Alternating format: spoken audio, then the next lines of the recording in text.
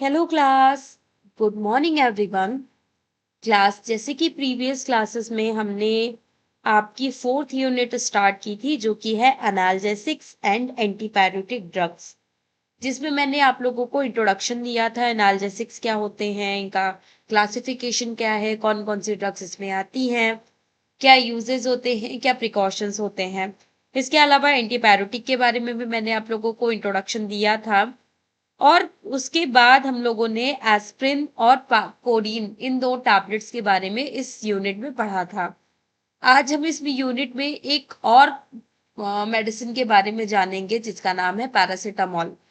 Basically paracetamol सभी इस दवा का यूज करते हैं, इस मेडिसिन का। पैरासीटामोल जो हमारी मेडिसिन है, इसका कॉमनली सभी लोग इसका यूज करते हैं।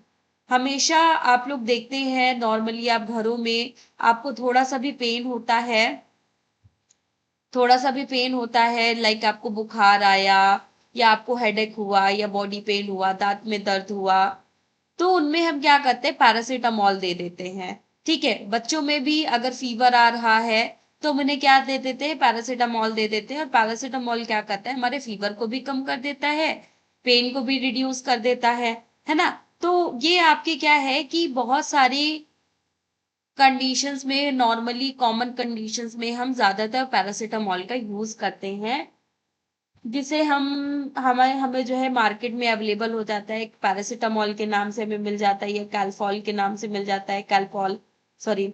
इसके अलावा डोलो 650 mg में आपको मिल जाता है। तो अलग अलग नाम से ये हमारे मार्केट में अवेलेबल हैं, जो कि आपके एक तरीके से पेन को रिड्यूस करने के लिए, फीवर को रिड्यूस करने के लिए इसका यूज किया जाता है। इसका मोस्ट वाइडली यूज जो है आपके इसेंशियल ड्रग्स में भी बताया गया है, जो कि WHO द्वारा जो लिस्ट दी गई है, इसेंशियल ड्रग लिस्ट जो दी गई है, उसमें भी हमारे पैरासीटामोल को इंक्लूड किया गया है। जिस इसकी प्रॉपर्टीज के बिहाफ पे, इसके बेनिफिट्स के बिहाफ पे हमने पैरासीटामोल को आपकी जो WHO द्वारा जो इसेंशियल ड्रग लिस्ट जो दी गई है, उसमें इसको हमने ऐड किया है। जिसमें हम क्या करते हैं, इसको रिकमेंड करते हैं एज अ एंटीपायरेटिक की तरह, एज अ एनाल्जेसिक्स की तरह हम जिसका यूज करते हैं। तो वो सारी चीजें हमारी कॉमनली यूज होती हैं। तो यही आज का हमारा टॉपिक है, जिसके बारे में हम आज बात करेंगे। तो चलिए अपने टॉपिक को स्टार्ट करते हुए बात करते हैं पैरासीटामोल की। पैरासीटामोल, जिसे हम नॉर्मली जो है एसिटामाइनोफेन के नाम से भी जानते हैं। तो paracetamol, also known as acetaminophen, is one of the most commonly used medicine for the relief of pain, like analgesics, and reduce the fever like antipyretic. ये पैरासीटामोल जो है हमारी एक एसिटामाइनोफेन, एक इसे हम कहते हैं, ये एक तरीके की हमारी कॉमन मेडिसिन होती है, जो कि हमारे पेन को रिड्यूस करने के लिए, फीवर को रिड्यूस करने के लिए जिसका यूज किया जाता है। It is widely use primary health care, इसका प्राइमरी हेल्थ केयर में भी यूज किया जाता है, बिकॉज ऑफ इट्स इफेक्टिव, क्योंकि इसके इफेक्ट्स की वजह से इसे पैरासीटामोल को जो है आपके WHO में भी कॉमनली इसका बहुत ज्यादा यूज किया जाता है। ये हमारे इफेक्टिव होती है, ये हमारी सेफ होती है, जब भी हम इसको प्रिस्क्राइब डोजेस के बिहाफ पे लेते हैं। एक्स्ट्रा डोजेस ना लेकर के जितनी हमें डोजेस प्रिस्क्राइब की गई है, अगर हम उतनी ही डोजेस लेते हैं, तो ये हमारे लिए एक सेफ और इफेक्टिव मेडिसिन होती है, जिसको हम बहुत सारी कंडीशंस में ले सकते हैं। और ये हमारे चिल्ड्रंस और अडल्ट्स दोनों के लिए ही सुटेबल ड्रग्स बताई गई है। Paracetamol is non opioid analgesic, ये हमारी एक नॉन ओपॉइड एनाल्जेसिक ड्रग होती है एंड एंटीपायरेटिक ड्रग होती है, जो कि हमारे माइल्ड टू मॉडरेट पेन को रिड्यूस करने के लिए काम आती है, और हमारे फीवर को रिड्यूस करने के लिए भी काम आती है। तो इसका ड्रग क्लास क्या है, कौन से क्लास की ये ड्रग है, तो non opioid analgesics and antipyretic category की ये ड्रग होती है, जिसका फार्माकोलॉजिकल एक्शन क्या क्या है, आपका एज एनाल्जेसिक्स और एज एंटीपायरेटिक, जो कि पेन को कम करेगा और आपके फीवर को रिड्यूस करेगा। अब बात करते हैं इसके मैकेनिज्म ऑफ एक्शन की, कि कैसे ये हमारा पैरासिटामोल जो है वो किस तरीके से काम करता है, इसके बारे में बात करते हैं। तो paracetamol as act mainly central nervous system, जो हमारा पैरासिटामोल जो होता है वो हमारे सेंट्रल नर्वस सिस्टम पे बेसिकली काम करता है, सीएनएस पे, by inhibiting the COX enzyme, जो कि हमारे कॉक्स एंजाइम्स को इनहिबिट कर देता है, which reduce the production of prostaglandin, जो कि पोस्टाग्लैंडिन का प्रोडक्शन करता रहता है। तो जब ये आपके कॉक्स एंजाइम को रिड्यूस कर देता है तो ऑटोमेटिक जो पोस्टाग्लैंडिन, जो आपका प्रोस्टाग्लैंडिन का जो प्रोडक्शन हो रहा है वो ऑटोमेटिक रिड्यूस हो जाता है, कम हो जाता है, जिसमें आपको रिलीफ मिल जाता है। आपके पेन में आपको रिलीफ मिल जाता है, जो आपका पेन के लिए रिस्पॉन्सिबल होता है। पोस्टाग्लैंडिन जब भी रिलीज होगा तो ये आपके पेन को फॉर्म करेगा, पेन को फॉर्म करता है, जिसकी वजह से हमें पेन महसूस होने लगता है। रिड्यूस पोस्टाग्लैंडिन इन ब्रेन, ये आपके ब्रेन में आपके पोस्टाग्लैंडिन को रिड्यूस कर देता है, जिससे आपके पेन की जो पेन का जो सेंसेशन है वो आपका रिड्यूस हो जाता है, जिसकी वजह से पेन कम हो जाता है। एक्ट ऑन हाइपोथैलेमस, ये हमारे हाइपोथैलेमस पे काम करता है। लोअर द बॉडी टेम्परेचर्स, ये हमारे बॉडी टेम्परेचर के लोअर नीचे काम करता है, सॉरी, हमारे बॉडी टेम्परेचर को, हमारा जो बॉडी टेम्परेचर है उसको मेंटेन करता है। बेसिकली हमारा अगर हाई फीवर, हमारे बॉडी का टेम्परेचर बढ़ जाता है तो उसको लो करने में हमारा काम करता है। तो एक तरीके से ये हमारे क्या करता है, ये हमारे रिड्यूस करता है हमारे फीवर को। तो जब भी हम पैरासिटामोल लेते हैं तो ये क्या करेगा, जब भी पैरासिटामोल लेंगे तो ये हमारी बॉडी में प्रेजेंट जो भी कॉक्स एंजाइम जो होते हैं उनको हमारे सीएनएस पे जाकर के, हमारे सेंट्रल नर्वस सिस्टम पे जाकर के ये हमारे कॉक्स एंजाइम्स को रिड्यूस कर देता है, इनहिबिट कर देता है, रोक देता है, जिसकी वजह से कॉक्स एंजाइम्स की वजह से जो हमारा पोस्टाग्लैंडिन की जो सिंथेसिस हो रही थी वो डिक्रीज हो जाती है। और ये पोस्टाग्लैंडिन की जब सिंथेसिस होती है तो ये क्या करती है, हमारे पेन को फॉर्म करती है, पेन को रिड्यूस करती है, फॉर्म करती है पेन, जिसकी वजह से हमें पेन होता है और फीवर भी आता है। तो एक तरीके से क्या करती है, जो हमारे फीवर और पेन को फॉर्म कर रहा है उसको ये रिड्यूस कर देती है। तो ये आपके पोस्टाग्लैंडिन की सिंथेसिस को रिड्यूस कर देती है, और जब पोस्टाग्लैंडिन की सिंथेसिस आपकी रुक जाती है तो उसकी वजह से आपको पेन में आराम मिल जाता है और फीवर भी आपका रिड्यूस हो जाता है। तो कुछ इस तरीके से आपका जो पैरासिटामोल है वो आपका काम करता है। इसके बाद अगर हम बात करें आपके यूजेस की, पैरासिटामोल के यूजेस क्या क्या है, तो बेसिकली पैरासिटामोल जो है आपके फीवर को रिड्यूस करने के लिए यूज किया जाता है। ये हमारा मोस्ट कॉमनली इसका यूज हमारे बॉडी टेम्परेचर को मेंटेन करने के लिए किया जाता है। जब भी हमारा फीवर बहुत ज्यादा हाई हो जाता है तो उस टाइम पे क्या करता है, पैरासिटामोल हमारे जो टेम्परेचर जो बढ़ा हुआ है उसको रिड्यूस करने लगता है, और हमारा जो पेन है और हमारा जो फीवर हमें जो आ रहा है वो हमारा कम होने लगता है और बॉडी टेम्परेचर नॉर्मल हो जाता है। तो एक तरीके से ये हमारे फीवर को, हमारे बॉडी के हाई टेम्परेचर को मेंटेन करने का काम करता है। इसके अलावा ये हमारे हेडेक को कम करता है। अगर हमें हेडेक हो रहा है, सर में बहुत ज्यादा दर्द हो रहा है, तो ये उस टाइम पे क्या करता है, हमारे हेडेक को भी कम कर देता है। इसके अलावा ये हमारे टूथ केयर के लिए भी यूज होता है। टूथ केयर मतलब जब भी हमारे दांतों में दर्द होता है तो उस टाइम पे भी हम इसका यूज, पैरासिटामोल का यूज हम करते हैं, क्योंकि हमारे क्या करता है कि जब भी हमारे दांतों में दर्द होता है तो आपने देखा होगा कि आपके कहीं ना कहीं थोड़ा सा इन्फ्लामेशन कॉज होता है वहां पे, और उसकी दांतों में दर्द होने की वजह से आपको फीवर भी आता है और इन्फ्लामेशन की वजह से भी आपको फीवर आता है, जिसकी वजह से क्या होता है कि आपको बहुत ज्यादा बॉडी पेन और आपके दांतों में दर्द और आपको फीवर दिखाई देता है। तो एक तरीके से ये क्या करता है, आपके पेन को रिड्यूस करेगा और आपके फीवर को भी कम कर देता है, जिस इसलिए इसका जो है यूज हम आपकी टूथ केयर्स में भी हम इसका यूज कर सकते हैं। इसके अलावा इस पैरासीटामोल को हम मसल्स पेन के केस में भी इसका यूज करते हैं, जो कि हमारे मसल्स के पेन को रिड्यूस भी करता है। इसके अलावा जॉइंट पेन, जो भी हमारे जॉइंट्स में पेन हो रहा है, ठीक है,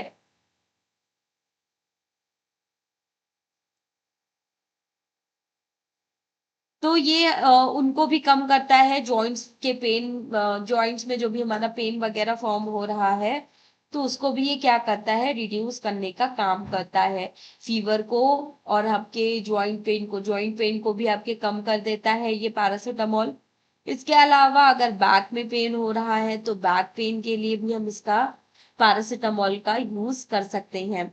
समटाइम ये आपके जो मेंस्ट्रुएशन साइकिल के दौरान जो हमारा पेन होता है, जो दर्द होता है, उसको रिड्यूस करने के लिए भी रिस्पॉन्सिबल होता है। बट पैरासिटामोल जो है हमारा प्रेगनेंसी वो सॉरी मेंस्ट्रुएशन साइकिल के दौरान हमें नहीं लेना चाहिए। स्पेशली जो हमारा पेन वगैरह होता है उन उसमें ये पेन को तो रिड्यूस करता है, लेकिन आपको भी एक तरीके से बहुत ज्यादा हार्म पहुंचाता है, ठीक है।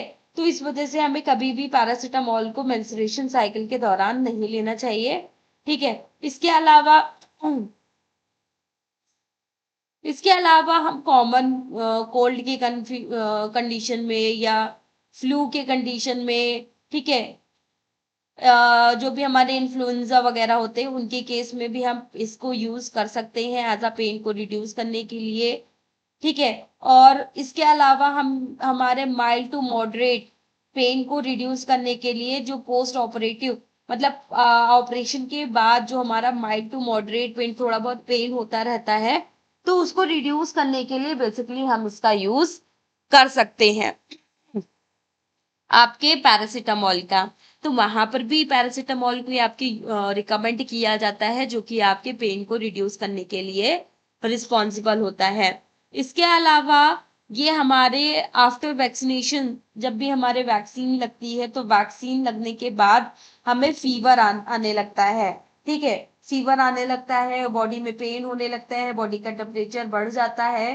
तो एज हमारे बॉडी के टेम्परेचर को कंट्रोल करने के लिए, फीवर को रिड्यूस करने के लिए, पेन को रिड्यूस करने के लिए भी आफ्टर वैक्सीनेशन हम पैरासिटामोल को रिकमेंड करते हैं।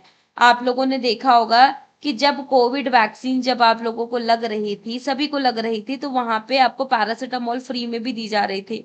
इसके अलावा कोई भी वैक्सीन वगैरह हम जब भी लगवाते हैं बच्चों को या फिर अपने लोग अडल्ट, मतलब हम अपने अपनों को भी लगवाते हैं, अडल्ट में भी लगवाते हैं कोई वैक्सीन, तो उसके साथ हमें पैरासिटामोल लेने के लिए रिकमेंड किया जाता है, ठीक है। कि आप अगर आपको फीवर आ जाए या फिर बॉडी में पेन हो, बॉडी का टेम्परेचर बढ़ जाए, तो आप ये paracetamol tablets, normal paracetamol tablet आप ले लीजिएगा। ये आपके फीवर को कम कर देता है। तो इस तरीके से हमें डॉक्टर्स भी रिकमेंड करते हैं, आपके आफ्टर वैक्सीनेशन के बाद भी आपको पैरासिटामोल रिकमेंड करते हैं, क्योंकि वैक्सीन के बाद हमें फीवर आने के चांसेस बढ़ जाते हैं। तो एक तरीके से ये हमारे फीवर को रिड्यूस करने के लिए रिस्पॉन्सिबल होता है। तो इस वजह से इसको हम आफ्टर वैक्सीनेशन भी हम इसको रिकमेंड करते हैं पैरासिटामोल को। इसके अलावा अगर हम इसके डोजेस फॉर्म की बात करें कि कौन कौन से डोजेस फॉर्म में अवेलेबल होता है आपका पैरासिटामोल, तो ये आपके टैबलेट्स के फॉर्म में, आपके सिरप्स के फॉर्म में, आपके ड्रॉप्स के फॉर्म में, आपके सपोजिटरीज के फॉर्म में अवेलेबल होता है आपका पैरासिटामोल। जो इसके अलावा आपके आईवी फॉर्म्स में भी, आपके आईवी इंजेक्शन फॉर्म में भी आपके अवेलेबल होता है, जिसको हम इंजेक्शन के फॉर्म में भी यूज कर सकते हैं।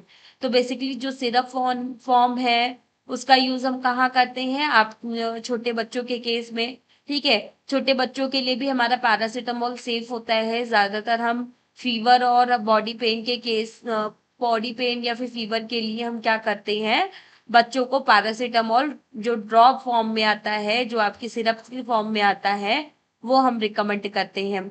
इसके अलावा ये आपके टैबलेट्स के फॉर्म में भी आप अवेलेबल होता है, टैबलेट जो कि हम एडल्ट्स को रिकमेंड करते हैं, ठीक है। अलग अलग वो उसमें आता है, जैसे 650 mg, 500 mg, आपके अलग अलग कंसंट्रेशन में आपके पैरासिटामोल अवेलेबल होता है, जिसको हम अलग अलग कंडीशन में अलग अलग तरीके से रिकमेंड कर सकते हैं। इसके अलावा ये हमारे सिरप्स के फॉर्म में भी आता है, ठीक है, जिसको हम ओरली ले सकते हैं। इसके अलावा ओरल सस्पेंशन के फॉर्म में भी ले सकते हैं। इसके अलावा ये हमारे ड्रॉप्स के फॉर्म में भी आता है, जो कि आपके इन्फेंट्स जो होते हैं, जो हमारे न्यूबॉर्न बेबीज जो होते हैं, इन्फेंट जो होते हैं, उनके लिए बेसिकली हमारा जो पैरासीटामोल है वो आपके ड्रॉप्स के फॉर्म में आता है, ड्रॉपलेट की तरह, ठीक है। तो वो उस तरीके से आपका अवेलेबल होता है मार्केट में पैरासीटामोल। इसके अलावा ये आपके सपोजिटरीज के फॉर्म में भी आता है और आईवी इंजेक्शंस के फॉर्म में भी आपका अवेलेबल होता है। तो ये आपके आईवी प्रॉपर सलाइन फॉर्म में भी आपका अवेलेबल होता है और बाकी आपके एम्पुल फॉर्म में भी आपकी इंजेक्शंस अवेलेबल होती है, जिनका आप कॉमनली यूज कर सकते हैं, ठीक है। तो वो सारी चीजें भी आपकी आती है। तो ये बेसिकली आपकी क्या करता है, आपके फीवर को रिड्यूस करता है, आपके इन्फ्लामेशन को रिड्यूस करता है, ठीक है, आपके फीवर को कम करता है, आपके पेन को कम करता है। तो ये सारे इसके बेनिफिट हमें दिखाई देते हैं। अब बात करते हैं कुछ कॉमन साइड इफेक्ट्स की, जो कॉमन साइड इफेक्ट्स आपको दिखाई देते हैं आपके नोज, जैसे कि जब भी आप पैरासीटामोल का यूज करते हैं तो कौन कौन से कॉमन सिम्टम्स दिखाई देते हैं, जैसे आपका नोजिया वॉमिटिंग है, आपका नोजिया है, वॉमिटिंग है, या फिर समटाइम्स आपको स्किन पे रैशेस भी दिखाई देते हैं। बट और इसके अलावा कभी कभी आपको एलर्जिक रिएक्शंस भी दिखाई देते हैं। बट एलर्जिक रिएक्शन या फिर आपके स्किन रैशेस आपको तभी दिखाई देते हैं जब आप एक हायर डोज में लेते हो, या समटाइम्स आपको कोई आपको कोई सेंसिटिविटी है, तब आपको ये एलर्जीज वगैरह कॉज करते हैं। तो ये कुछ आपके कॉमन साइड इफेक्ट्स होते हैं। इसके अलावा कुछ सीरियस साइड इफेक्ट्स भी होते हैं, जैसे कि अगर हम बहुत ज़्यादा हायर डोसेस की लेते हैं, बहुत ज़्यादा डोज में लेते हैं, बहुत ज़्यादा क्वांटिटी में पैरासीटामोल को हम लेते हैं, तो ये क्या करता है, हमारे लीवर को डैमेज करने लगता है, जो कि आपकी हिपैटोटॉक्सिसिटी को कॉज करता है, ठीक है। मतलब एक तरीके से हमारे लीवर में एक टॉक्सिसिटी कॉज करता है, जिसको हम क्या बोलते हैं, हिपैटोटॉक्सिसिटी बोलते हैं। ये हमारी हिपैटोटॉक्सिसिटी को कॉज करता है, जो कि हमारी हेल्थ के लिए बिल्कुल भी बेनिफिशियल नहीं होता है। ये हमारे लीवर को डैमेज करना स्टार्ट कर देता है ड्यू टू ओवरडोज की वजह से। Acute liver failure in severe doses, जब हम एक एक्यूट लीवर फेल्योर के केस में अगर हम बहुत ज़्यादा इसकी ओवरडोजिंग करते हैं पैरासीटामोल की, तो एक तरीके से क्या करता है, ये हमारे लीवर फेल्योर के लिए आपके रिस्पॉन्सिबल होता है, आपके लीवर को फेल कर सकता है, ठीक है। कई सारे लीवर डिजीज कंडीशंस आपकी कॉज कर सकता है, लीवर को डैमेज करेगा। तो इस तरीके से आपको वहां पर भी आपको सीरियस साइड इफेक्ट दिखाई देंगे। इसके अलावा ये आपके एक रेयर केस में एक ब्लड डिसऑर्डर को भी कॉज कर सकता है। तो ये सारी चीजें भी आपको दिखाई दे सकती है जब भी आप पैरासीटामोल को एक ज्यादा अमाउंट में लेते हो, तो आपके कुछ सीरियस साइड इफेक्ट्स आपको दिखाई दे सकते हैं।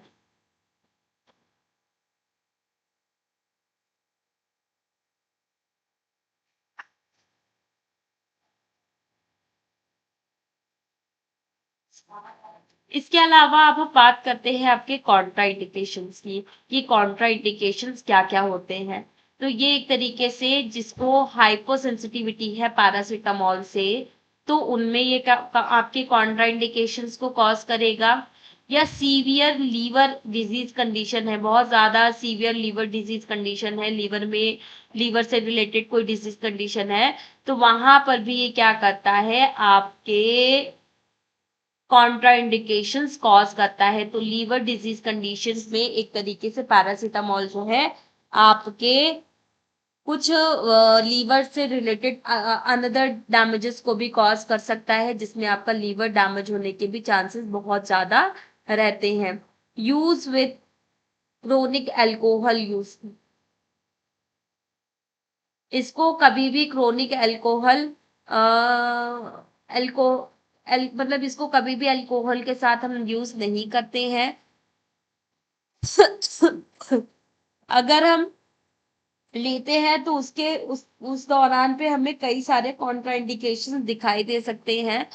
तो कभी भी हमें अल्कोहल के साथ या फिर आफ्टर पैरासिटामोल डोजिंग के बाद कभी भी आपका अल्कोहल कंज्यूम नहीं करते हैं। तो ये सारी चीजें आपकी रहती हैं, इन सारी चीजों को हम ध्यान में रखते हैं। इसके अलावा कुछ प्रिकॉशंस भी हमें फॉलो करने चाहिए। कौन कौन से ऐसे प्रिकॉशन है जिन्हें हमें फॉलो करने चाहिए? क्लास आप सभी के लिए एक इम्पॉर्टेंट नोटिस है।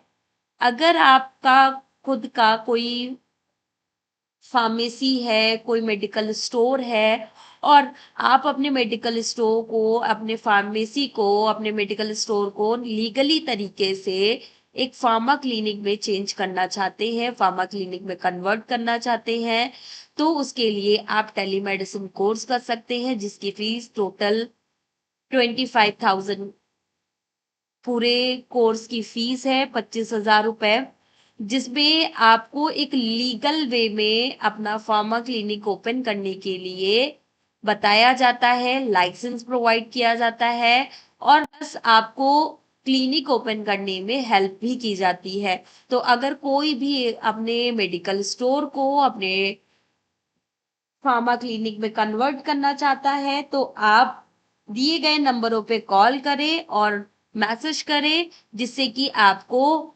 टेलीमेडिसिन कोर्स की पूरी जानकारी दी जा सकती है, जिससे आप अपने मेडिकल स्टोर को एक फार्मा क्लिनिक में कन्वर्ट कर सकते हैं।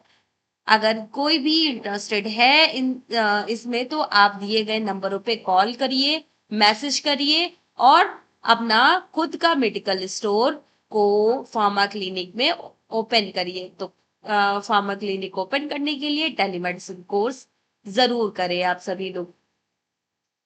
चलिए ठीक है, बात करते हैं अब आपके प्रिकॉशंस की, कि पैरासीटामोल के जब भी हम पैरासीटामोल का यूज करते हैं तो हमें क्या क्या प्रिकॉशंस फॉलो करने चाहिए। तो do not excrete the recommended doses. बहुत ज्यादा अमाउंट में हमें इसकी पैरासीटामोल की डोजेस नहीं लेनी है। जितनी डोजेस रिकमेंड की गई है, जितनी अमाउंट ऑफ क्वांटिटी आपको रिकमेंड की गई है पैरासीटामोल की, उतनी ही आप कंज्यूम करें, बहुत ज्यादा कंज्यूम ना करें। Avoid taking multiple medicine. आप कई सारी कई सारी मेडिसिन आप कंज्यूम ना करें पैरासीटामोल के साथ सेम टाइम पे। अगर आप बहुत सारी मल्टीपल्स ऑफ मेडिसिन पैरासीटामोल के साथ लेते हैं विदाउट डॉक्टर प्रिस्क्राइब, तो आपके कई सारे कॉन्ट्राइंडिकेशंस कॉज हो सकते हैं, बहुत सारे हार्मफुल कंडीशंस कॉज हो सकती हैं। वो सारी चीजें आपकी मोस्ट इम्पॉर्टेंटली आपको दिखाई देती हैं। यूज विद द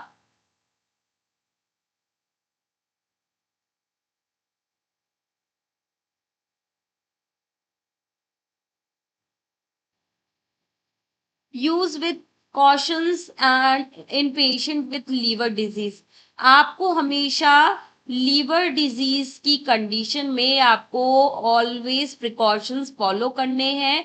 प्रिकॉशन करना है कि आप लीवर डिजीज कंडीशन में पैरासीटामोल ना ले, क्योंकि ये आपके लीवर को डैमेज कर सकता है। ठीक है, इसके अलावा consult a doctor if fever last more than 3 days।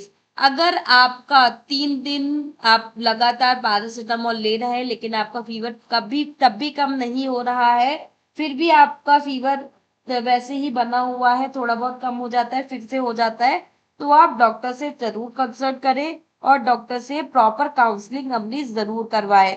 ठीक है, जिससे कि आपको एक प्रॉपर ट्रीटमेंट मिल सके। इसके अलावा keep out of the reach of childrens. ये जो मेडिसिन है, पैरासीटामोल मेडिसिन है, बच्चों से थोड़ा सा बच्चों से दूर रखे, बच्चों के कांटेक्ट में ना रखे।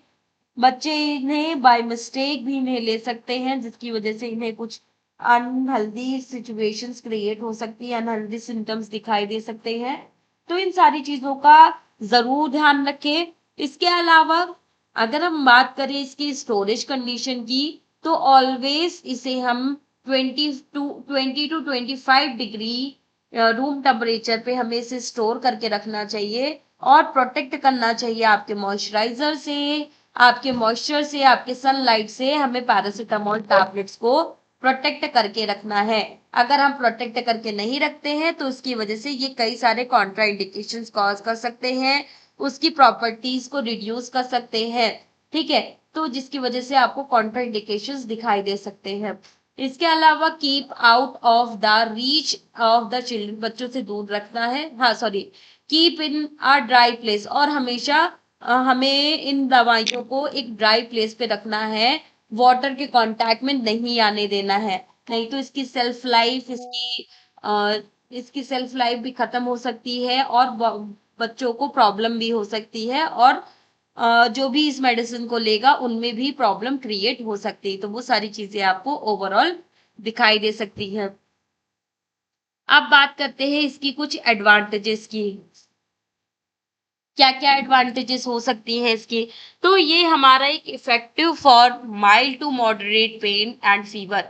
ये हमारा जो है, ये पैरासीटामोल जो है हमारा माइल्ड टू मॉडरेट पेन के लिए इफेक्टिव होता है, हमारे फीवर को रिड्यूस करने के लिए सेफ होता है, रिस्पॉन्सिबल होता है, जो कि हमारे फीवर को कम करेगा और हमारे माइल्ड टू मॉडरेट पेन को भी कम करेगा।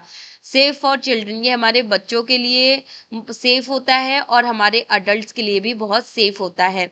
व्हेन यूज करेक्टली, अगर हम इसको एक करेक्ट सही तरीके से, एक सही मात्रा में, एक सही क्वांटिटी में अगर हम इसका यूज करते हैं तो ये हमारे क्या करता है कि हमारे बच्चों में एक पॉजिटिव इम्पैक्ट को कॉज करता है, एक नेगेटिव रिएक्शन कॉज नहीं होने देता है। तो वो सारी चीजें और आपको दिखाई देती हैं।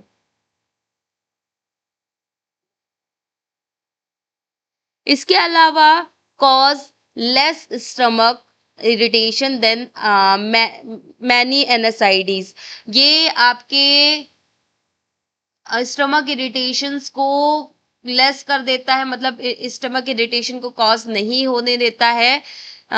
इसके अलावा वाइडली अवेलेबल एंड अफोर्डेबल, ये हमारा आसानी से हमें मिल जाता है और ये अफोर्डेबल भी होती है, ये दवाइयाँ जो कि हम जिन्हें हम इजिली अफोर्ड कर सकते हैं, परचेज कर सकते हैं, ठीक है। इसकी बाकी कुछ लिमिटेशंस होती हैं। Dose does not have significantly anti malarial action, ये हमारे डज नॉट हैव ये हमारे सिग्निफिकेंटली आपके एंटी मलेरियल एक्शन में आपको नहीं देनी चाहिए। ओवरडोज कभी भी नहीं करनी चाहिए, स्पेशली लीवर डिजीज के केस में तो बिल्कुल भी इनका यूज नहीं करना चाहिए, क्योंकि ये हमारे लीवर को डैमेज कर सकता है। इसके अलावा not effective for severe pain, ये हमारे सीवियर पेन में हमारे इफेक्टिव नहीं होते, तो हम सीवियर पेन के केस में हम पैरासीटामोल को यूज नहीं करते हैं। बाकी पेशेंट काउंसलिंग के बारे में देखें तो टेक द मेडिसिन, जितनी भी आपकी मेडिसिन प्रिस्क्राइब की गई उतनी मेडिसिन आपको लेनी है, उससे ज़्यादा नहीं लेनी है। Do not exceed maximum daily dose, आपको डेली बहुत ज़्यादा इसकी डोजिंग नहीं लेनी है, जितनी डोजेस आपको बताई जाए उतनी ही लेनी है। चेक कॉम्बिनेशन कोल्ड और flu medicine paracetamol contain, avoid overdosing, आपको पैरासीटामोल को जो है हमेशा चेक करना है कि आप कौन कौन सी मेडिसिन के कॉम्बिनेशन के साथ ले रहे हैं, क्योंकि ये आपके कुछ अनदर अनहेल्दी कंडीशंस को कॉज कर सकता है। Immediate medical attention if an overdose is separated.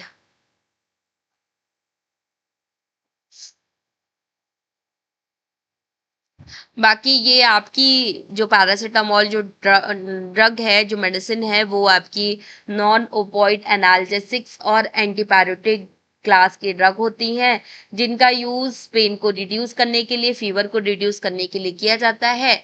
और इसका मैकेनिज्म ऑफ एक्शन मैंने आपको बताया, ये आपके कॉक्स एंजाइम्स को इनहिबिट कर देता है, और जो कि क्या करते हैं, आपके सीएनएस आपके सेंट्रल नर्वस सिस्टम पे जा करके आपके प्रोस्टाग्लैंडिन की सिंथेसिस को रोक देते हैं, जिसकी वजह से आपका फीवर और आपका जो पेन है वो कम हो जाता है।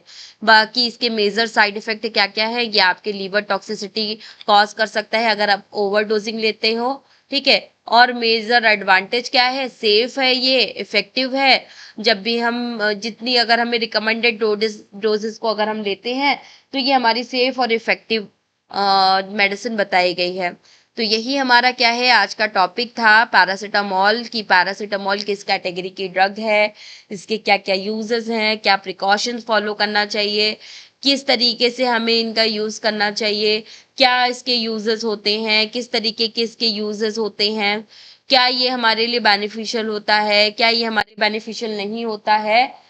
तो ये हमारे लिए बहुत ज्यादा